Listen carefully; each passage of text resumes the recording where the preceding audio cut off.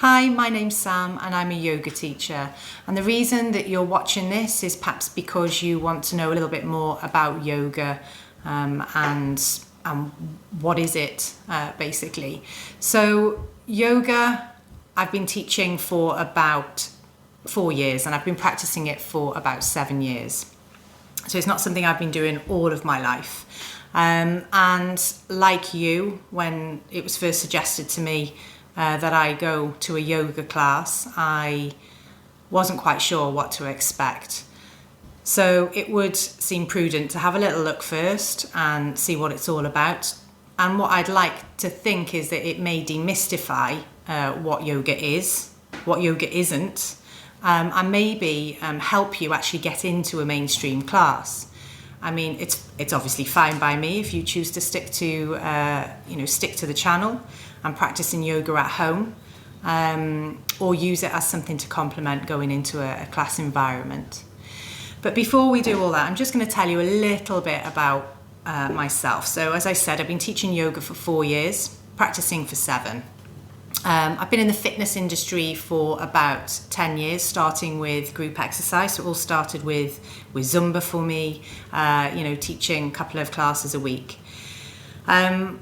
I haven't done it my whole life. Before that, I was a nurse in critical care. So I worked in intensive care for a number of years, and then I worked as a resuscitation practitioner for about 4 years, and that was my last job.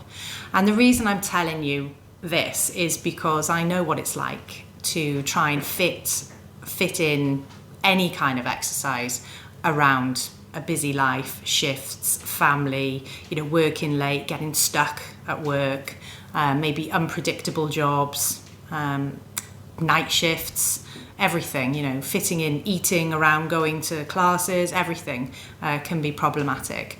But there are obviously ways that we can make it work, and obviously this is one of them. So I went into fitness 10 years ago and I was massively into the high intensity stuff. So big on HIIT, insanity, running, Zumba, again, quite a high cardio exercise. I was very much into strength training, jumping really high, squatting really low. And that's great, but I wasn't really balancing it off with anything. And I, unfortunately, about 7 years ago, which is when I started yoga, tore my calf when I was training for an obstacle race. Because obviously you up your training, you work harder, you train harder, you have less time to stretch, if you like. And then unfortunately, a couple of weeks before the race, I tore my calf and couldn't run it. So, I wasn't particularly happy. And then everybody was saying, well, I'm surprised you don't do yoga. Why don't you do yoga? Why don't you, stretch? And firstly, the answer would be, I haven't got time in my life for that. And secondly, I just thought yoga, it's not really for me. It's going to be quite slow. It's probably quite spiritual. I'm not sure that's going to float my boat at all.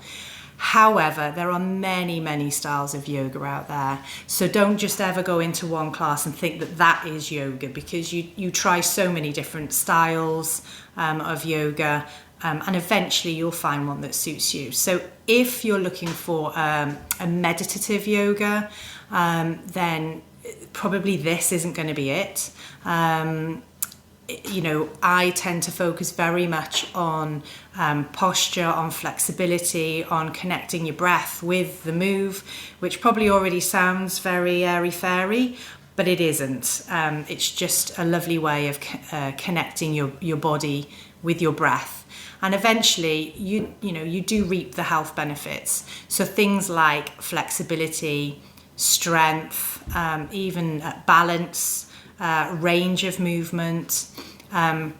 You might have lower back problems, which, working on that through yoga can help a lot. Most GPs or physios will say, try yoga. If you have a stressful job, if you're busy at work, if you've got a busy mind, yoga, it does help. When you are tense, you hold your breath, the shoulders go up. Yoga's all about just breathing through that, relaxing the muscles and finding a way just to kind of manage that.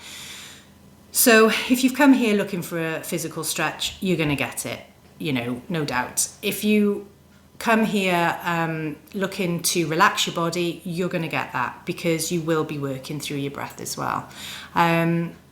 So lots to think about, but I'm going to try and demystify that, break it down for you, take you through some of the basic movements that you need in order to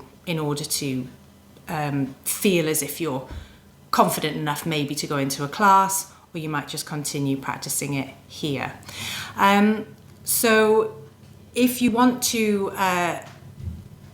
think about any options that you might want, so if you think, oh, I might like some yoga for skiing prep, I might like some yoga for I run, if you want to, you're a swimmer, you know, if there's anything you may like to see on this channel, then click subscribe and then put what you want in the comments, and I can have a little look and maybe provide you with a nice little sequence for that. Also head over to Instagram and have a look at Yoga by Escofit and see what's going on there. And I look forward to seeing you on the channel in a home class soon. Thank you.